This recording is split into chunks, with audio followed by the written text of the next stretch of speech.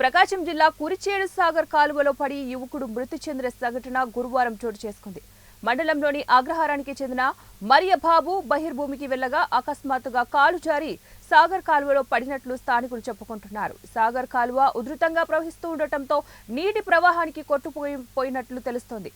విషయం తెలుసుకున్న బంధువులు గజ ఈతగాళ్ల సహాయంతో గాలింపు చర్యలు చేపట్టినప్పటికీ కూడా ఫలితం లేకుండా పోయింది.